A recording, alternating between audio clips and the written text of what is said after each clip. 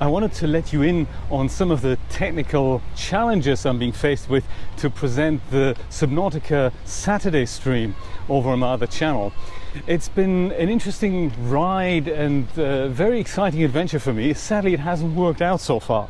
So here's what happened on Saturday, where I had once again tried and tested things that were not working out as soon as I went to air, which is bizarre.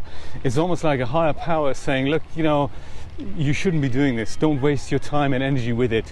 I'm very much aware of it, so I'm giving it one more go, and we'll see if that's successful. And if it is, great, then we'll keep going, and if it isn't, then I think I'm going to go and pack it in, because I think at that point I'll have to acknowledge, hey, I'm getting the message. So, but I'll give it one more go, and let me show you. Let me tell you how.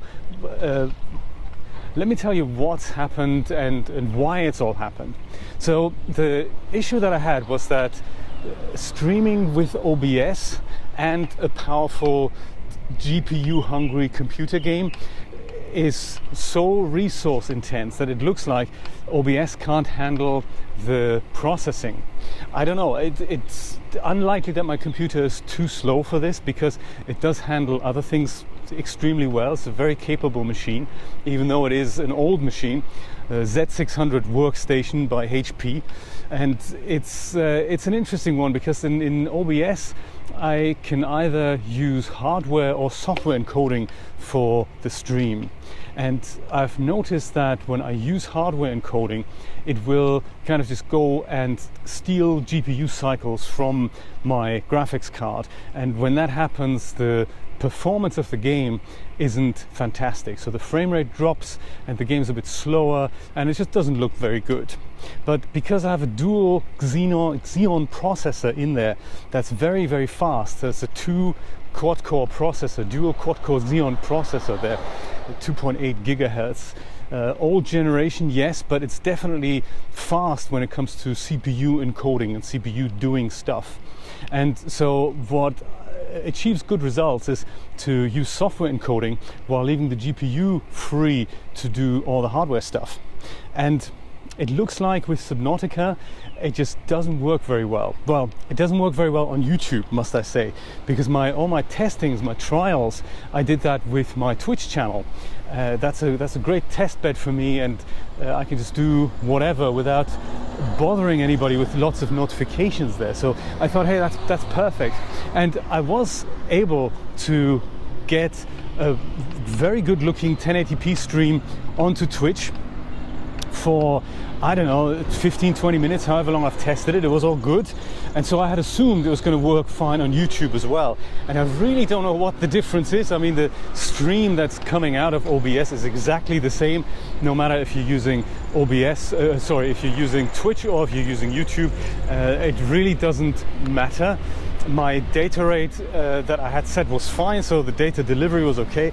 But when I put the game live on air with this configuration with OBS, the issue was that my encoder seemed to have overloaded. So that is usually a sign of there being too many frames in the buffer, and they can't leave the machine fast enough, not due to the internet connection, but due to the fact that there's kind of too much data sitting around that hasn't been processed in time. And that, I guess, was the issue. And at some point OBS says, yeah, sorry, buffer overflow error, can't really handle this, or there's too many dropped frames or whatever. So that's what we had, and that's what we had 2 weeks ago, and that's what we had literally yesterday on the Saturday in the stream. So I decided to quickly rejig everything, which is super ugly because you lose the URL that you've got viewers on, and it's super ugly.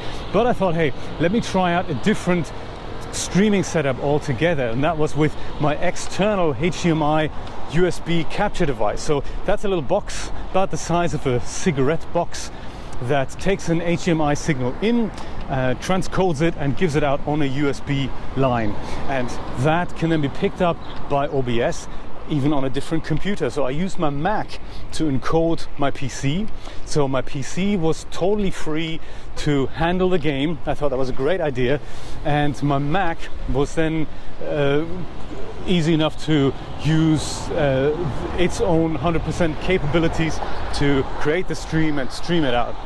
And you know what, that worked fine for 20 minutes, and then Julia said to me, hey, you know, the picture's gone. And I said, really? Oh yes, I could see my kind of return buffering around there. I didn't know what happened. I looked at OBS, and OBS said, lost the connection to YouTube. I was thinking, what? Why would that have happened? My Wi-Fi connection was stable enough. Sure, I could get a wired connection there, I do have that, but there was nothing wrong with the internet connection as such, so I could literally refresh the page, but for some reason OBS just couldn't connect to the YouTube server anymore, which is bizarre. But you know, it's one of those hitches that you can't really predict that these things happen. So it did happen, and I thought, okay, that's just awkward. Maybe OBS isn't such a good idea. I mean, it is because it's one of the most elegant ways to stream. It allows me to switch from one scene to another, from one configuration to another. It's kind of exactly what I would expect a little vision mixing desk to be able to handle.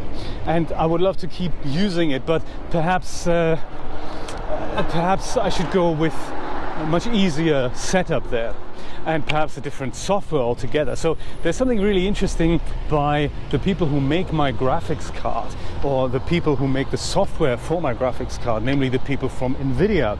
And they have a thing called the GeForce Experience, and that is a little tool that installs with the drivers. It also keeps the drivers up to date. It also even applies settings to certain games that are supported to make those games look absolutely handsome. And so it's a really nice service, and part of that package is something that lets you stream at the touch of a button whatever's currently on your desktop out to YouTube, Twitch, or to record it. And I thought, hey, maybe I'll try that. I mean, there's many of these tools around, and usually they're tied to hardware, like the PlayStation 4 and the Xbox. They have streaming capabilities, and it is really easy for everyone who owns one of those devices to press a button and stream their content to the internet. Now, the ugly thing about that is it doesn't allow you to schedule an event so that your subscribers are properly notified an hour or so beforehand. You can't set the description properly. You basically press a button and you're live. And it doesn't allow you to then switch from one scene to another. It is whatever is currently set up is exactly what will go out to air. And while that's cool for ad hoc streaming, it's not so good if you're trying to create, you know, a good looking program with bumpers and end credits and all that. You can't really do that. And it's one of those things, I guess I have to acknowledge that perhaps right now that is not something that I can do at this point in time.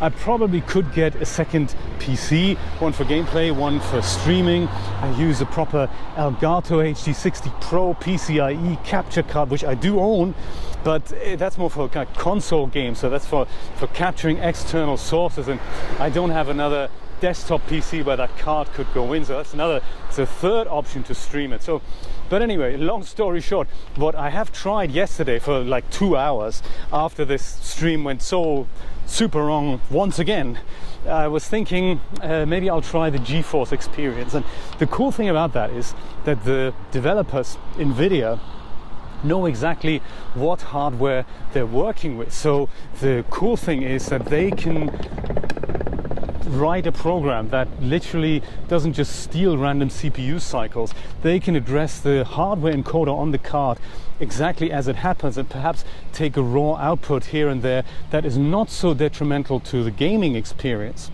And what can I tell you? It works flawlessly.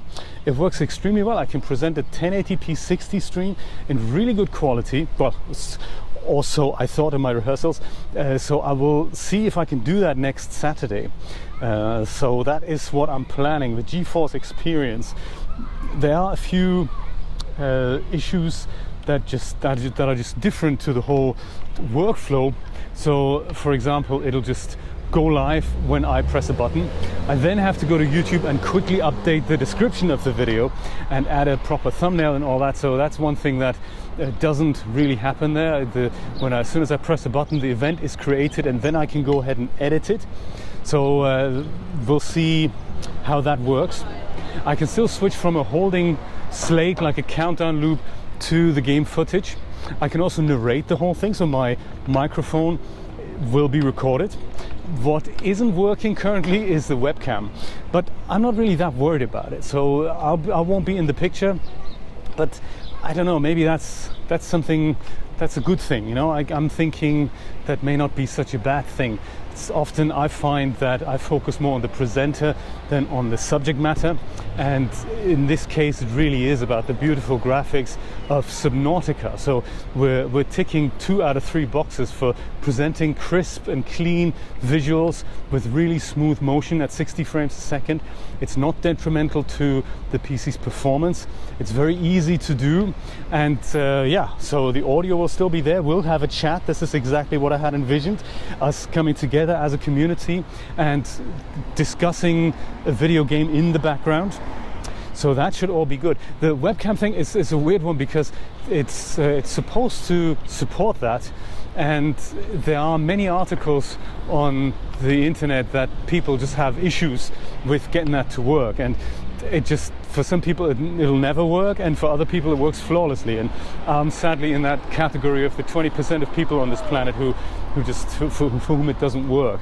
So that's fine. I'm thinking, you know, that's good. So that is something to look forward to next Saturday.